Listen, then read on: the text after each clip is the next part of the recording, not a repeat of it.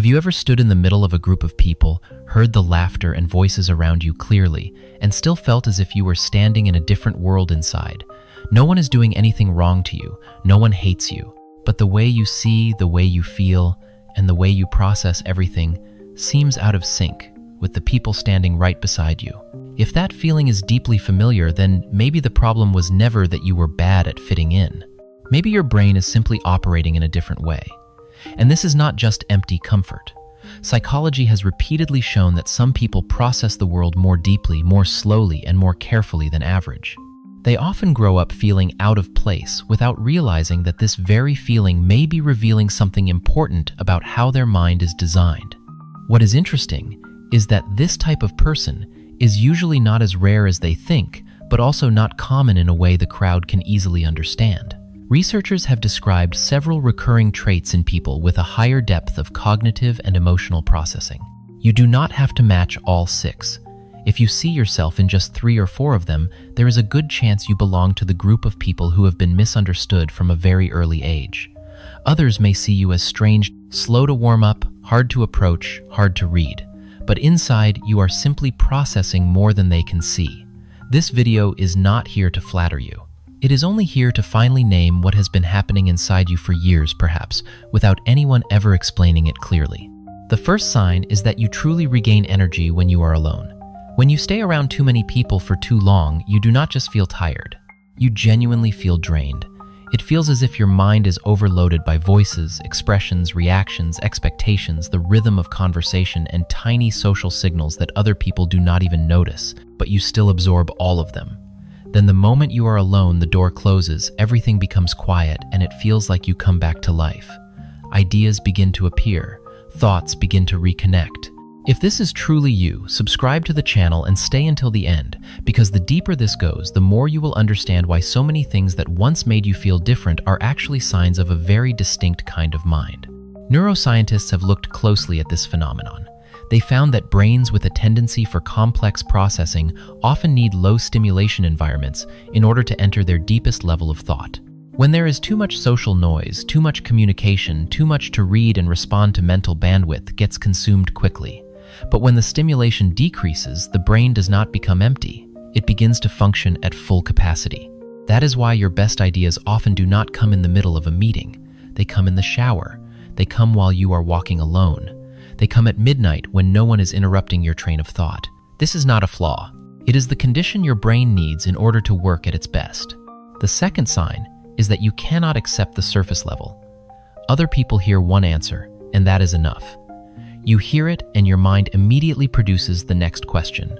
Why is that? What if one factor changed? What is behind that? What makes a person behave that way? What was left unsaid? People tell you that you think too much. They tell you to simplify. They tell you to let it go.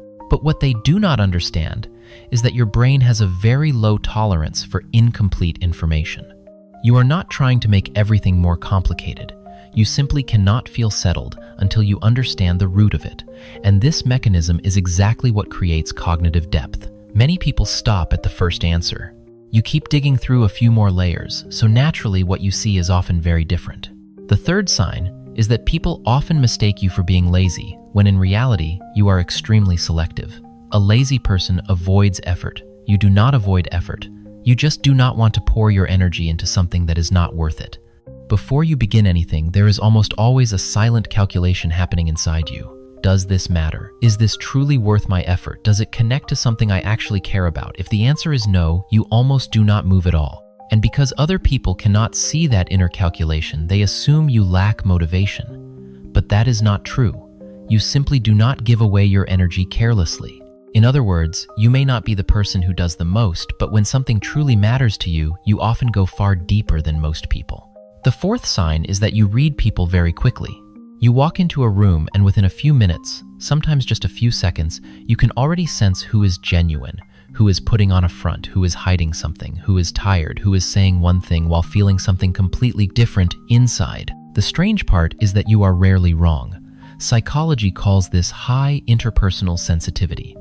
Your brain and nervous system pick up tiny signals, a glance that shifts slightly, a brief hesitation, a smile that does not match the voice, a subtle change in someone's energy. If you have ever had the experience of thinking something is off with this person even though they seem normal, then comment 8 below. Because many people like you have lived their whole lives with this ability, while assuming they were just imagining things. But it is not imagination. It is a more refined level of processing than average. Your brain puts together tiny fragments very quickly, almost below the level of consciousness. That is why you tend to keep your inner circle very small and very protected. Not because you are arrogant, not because you are too demanding, but because once you sense that someone is not being real, it becomes very hard for you to pretend you do not see it. You lose interest in relationships built only for social appearance, only to be present, only to fill a role. You want truth or you choose distance. And yes, that standard can make you lonelier at times, but it also protects you from shallow and exhausting connections.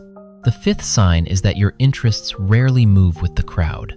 While other people chase whatever is trending popular or being talked about everywhere, you are usually pulled in another direction.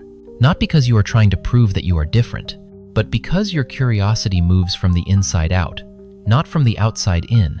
You do not need other people to confirm that something is worth paying attention to before you become interested in it. You feel drawn to something on your own, and then you go very deep into it. And usually the things that fascinate you are not easy topics to consume. They are things that require digging, reflection, and time. Cognitive psychology shows that this kind of intrinsic curiosity often leads to a deeper and more lasting structure of understanding than the kind that simply follows trends. Put simply, you do not learn broadly just for fun.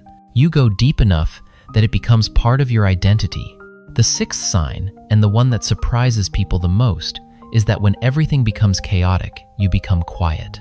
Not because you are emotionless, not because you do not care, but because your instinct is to observe before reacting. While other people are venting, talking non-stop, and being pulled away by tension, you pause for a moment. You read the room. You notice which forces are colliding. You look at what is real and what is only a temporary reaction. Then when you speak, your words are often few but heavy, more accurate, more calm. Many people have to read books, train for years, or even spend a long time in therapy to develop that kind of emotional regulation. For you, it is almost your default setting. That is a very rare form of mental strength.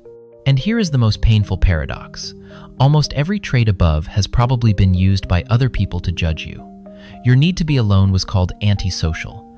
Your depth was called overthinking. Your selectiveness was called laziness. Your ability to read people was called suspicion. Your unusual interests were called weird. Your calmness in chaos was called coldness. If you have ever been misunderstood in exactly those ways, comment 9. Because the cruelest part is not that you are different. It is that you are different, and yet you were taught to see that difference as a flaw.